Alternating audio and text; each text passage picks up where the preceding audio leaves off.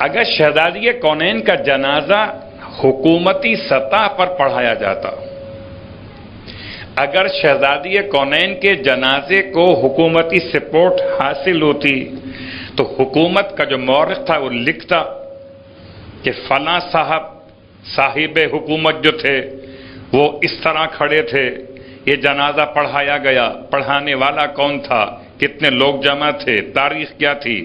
اور اگر جب کبھی اقتدار کی طرف سے، جب کبھی صاحب اقتدار کی طرف سے کوئی کام کیا جاتا ہے تو اسے لکھا جاتا ہے. لیکن چونکہ اس کے برخلاف شہزادی کونین کے جنازے کے اعتبار سے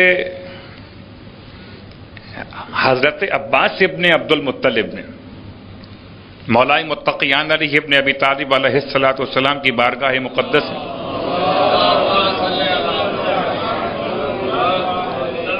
محمد وآل محمد اللہم صلی علی محمد وآل محمد وعجل فرجہ ایک قاصد کو روانہ کیا تھا. قاصد کا نام بعض مورخین نے لکھا عمار یاسر. حضرت عباس کا قاصد عمار یاسر امیر المومنین کی بارگاہ میں کیا پیغام لے کر آئے کہ آپ کے چچا عباس آپ کو سلام کہتے اور آپ کے چچا کہتے ہیں کہ انتظار کیجئے کہ جنازہ نہ اٹھائیے بھی یہاں تک کہ تمام افراد کو جنازے کی اطلاع نہ دے دی جائے. چونکہ سیدہ کا مقام اتنا بلند ہے، بنت رسول ہیں، اللہ کے رسول کی بیٹی، تو ہم چاہتے ہیں کہ جنازہ بڑے شان اور شوکت کے ساتھ اٹھایا جائے کہ مدینے کی ساری گلیاں جنازے کے شرکا سے بھر جائے. یہ مشورہ مولا کو دیا گیا اور حضرت عباس کی طرف سے دیا گیا. مولا نے حضرت عباس کی طرف سے پیغام لانے والے عمار یاسر سے ارشاد فرمایا، عمار جا کر چچا سے کہیے کہ میرا بھی آپ پر سلام، خدا آپ کی شفقتیں باقی رکھے ہمارے لیے، آپ کی محبت اپنے مقام پر، لیکن چچا میں آپ کے مشورے پر عمل کرنے سے قاصر ہوں. میں آپ کے اس مشورے پر عمل کرنے سے قاصر ہوں. کیوں؟ اس لیے کہ خود بنت رسول کی وصیت کے اعتبار سے جنازہ اس طرح سے اٹھایا جائے کہ جن افراد نے سیدہ کو اذیت پہنچائی ہے ان افراد کو جنازے میں شریک نہ ہونے دیا جائے. اب جو سوال آ رہا تھا کہ 2 تاریخیں کیوں ہیں، اس پر ایک ذرا سا وضاحت سامنے آ گئی کہ چونکہ جنازہ رات کی تاریکی میں لوگ جمع ہو گئے تھے، خبر ملتے کے ساتھ سیدہ کی شہادت لوگ جمع ہوئے تھے، تو تقریباً یہ واقعہ نماز مغربین کے وقت کا ہے. ہو سکتا ہے کچھ وقت آگے اور پیچھے ہو، لیکن تقریباً نماز مغربین یا اس کے بعد کا واقعہ ہے. اور جب لوگ جمع ہوئے دروازے مولائے متقیان پر جنازے میں شرکت کی خواہش لیے ہوئے، تو امام علیہ السلام نے یہ پیغام بھجوا دیا کہ لوگوں سے کہیے کہ جائیں اپنے گھروں کو آرام کریں، ابھی جنازہ اٹھنے میں تاخیر ہے. اور جب لوگ اپنے گھروں کو چلے گئے تو اتنا انتظار کیا گیا کہ یہاں تک کہ شب کا ایک حصہ، رات کا ایک پہر گزر گیا. اور جب لوگوں کی نیند تھوڑا سا مضبوط ہو گئی اور اب اس بات کا امکان کم ہو گیا، بہت غور کیجئے، مشکلات ایسی ہیں کہ جنازے سے روکنا بھی تو ایک مسئلہ ہے نا. کوئی اگر جنازہ پڑھنے چلا آیا تو کیا اس کو روکنا ممکن ہے؟ کیا اسے امام علیہ السلام نکال دیں گے؟ ممکن نہیں ہے.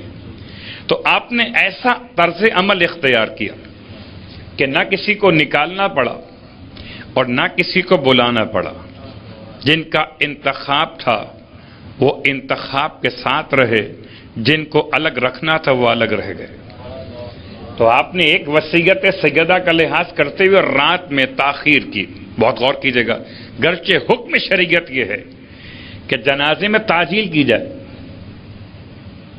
اور آپ یہ سوچ سکتے ہیں بھلا کہ شریعت کا محافظ، شریعت کا بیان کرنے والا تعجیل کو چھوڑ کے تاخیر اختیار کرے.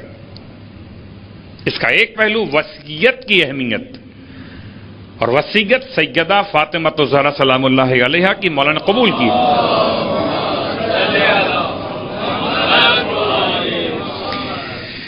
اب یہاں پہنچ کر ایک سوال یہ پیدا ہوتا ہے کہ شہزادی آپ نے وصیت کیوں کی ایسے؟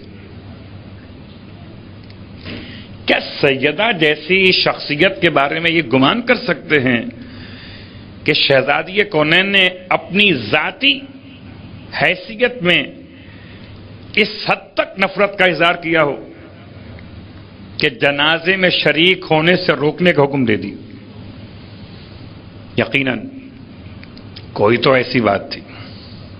سیدہ کی محبت بھی محبت برائے خدا تھی، اور سیدہ کی نفرت بھی نفرت برائے خدا تھی. سیدہ نے جس سے محبت کی برائے خدا کی، اور سیدہ نے جس سے نفرت کی برائے خدا کی. کاش کہ وہ زمان نصیب ہو جبکہ وہ خط کھول کے پڑھا جا سکے سب کے سامنے.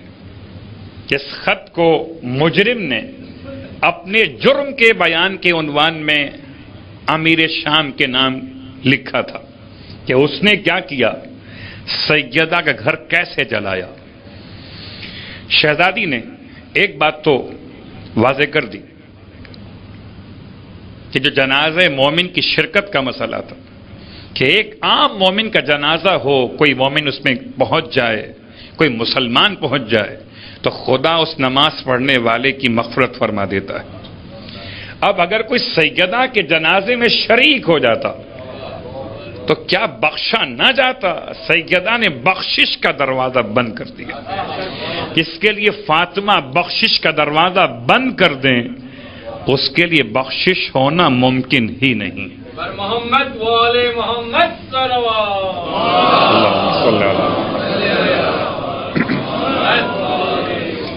تو منزل تمہید نے بات کہ 75 دن کیوں اور 95 دن کیوں؟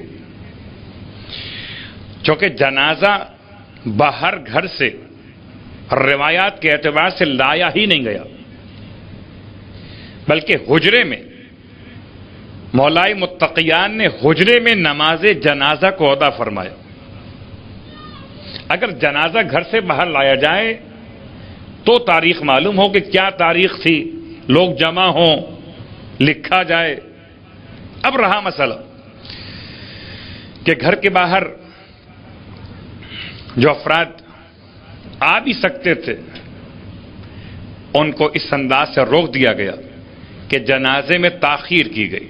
پھر مولا نے وصیت فرمائی اپنے بچوں سے کہ اپنی ماں کے جنازے پر بھی آہستہ گریا کرو. کیوں؟ کہ کہیں آواز گھر سے باہر نہ چلی جائے. آواز باہر جائے گی. آواز باہر گئی کب گئی؟ وقت شہادت گئی، وقت جنازہ نہیں گئی. وقت شہادت اور ہے، وقت جنازہ اور ہے، اور درمیان میں تقریباً 3 سے 4 گھنٹے کا فاصلہ ہے. وقت شہادت تو گریا بلند ہوا، لیکن وقت جنازہ امام کی وصیت تھی. امام نے تاکید فرمائی کوئی زور سے نہ روئے کہ کہیں آواز گھر سے باہر نہ چلی جائے. اور اس کے بعد اس سوال کا جواب تلاش کرتے ہوئے کہ 75 دن اور 95 دن شہزادی کونین تو اپنے سارے مصائب کو ایسے چھپا کے رکھتی تھی کہ اپنے گھر کے افراد کو بھی آپ نے معلوم نہیں ہونے دیا. اب علماء نے جو روایت لکھی تو عربی میں اس زمانے میں جب لکھے جاتے تھے الفاظ تو بغیر نقطوں کے لکھے جاتے تھے. لکھا گیا 75 یا 95 75 75 یا 95 95 75 95. اور چونکہ نقطے لگانے کا رواج نہیں تھا تو اب یہ دونوں عربی کی گنتی کے الفاظ سیم پڑھے جا سکتے تھے. چاہے یہ پڑھ لیجئے اس کو 75 بغیر نقطوں کے، یا پڑھیے 95 نقطے نہیں تھے، اور نقطے تو بہت بعد میں اور رواج شروع ہوا۔ نقطوں کی بڑی اہمیت تو آپ کے علم ہے کہ اگر بغیر نقطوں کے کوئی عبارت ہو تو خدا پڑھیں یا جدا صلوات پڑھیں محمد و آل محمد، نقطہ ہی نہیں، کیا پڑھیں گے؟ نعرہ حیدر، خدا لکھا ہوا ہے۔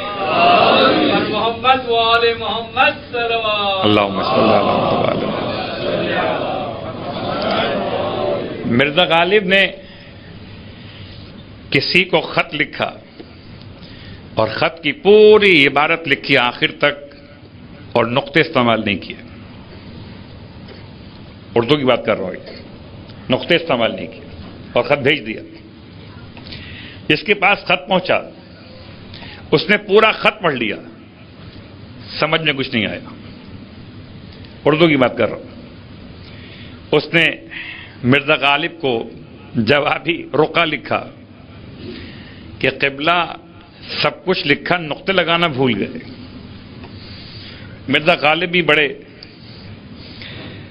باصلاحیت افراد میں شامل تھے کہ باتیں کیا کرتے تھے ذوق کے اعتبار سے۔ ایک خالی پیپر لیا اور سارے نقطے بھر دیے اور اس کو بھیج دیا کہ جتنے نقطے چاہیے لگا لو خط کے اندر، جو باقی بچ جائیں مجھے واپس بھیج دینا۔ صلوات پڑھے محمد و آل محمد۔ تو جو سوال عام طور پہ اٹھتا ہے کہ یہ 2 تاریخیں کیوں ہیں؟ جو تاریخیں 2 نہیں ہیں، 2 سے زیادہ ہیں، لیکن جو زیادہ معروف ہیں 75 و 95، تو علماء نے شہزادی کونین کے احترام کو ملحوظ خاطر رکھتے ہوئے دونوں ایام کو ایام فاطمیہ کے نام سے منانے کا حکم دے دیا۔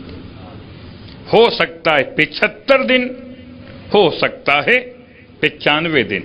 برحمتك يا أرحم الراحمين وصلى الله على محمد وآله الطاهرين